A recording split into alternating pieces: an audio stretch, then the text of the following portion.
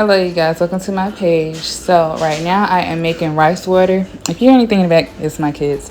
So, you just pour the amount of rice that you want into a bowl, and then you rinse off the rice about 2 to 3 times.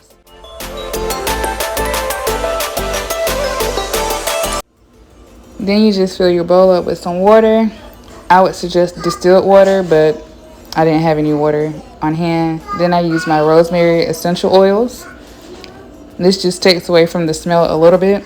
And I also put green tea into my rice water.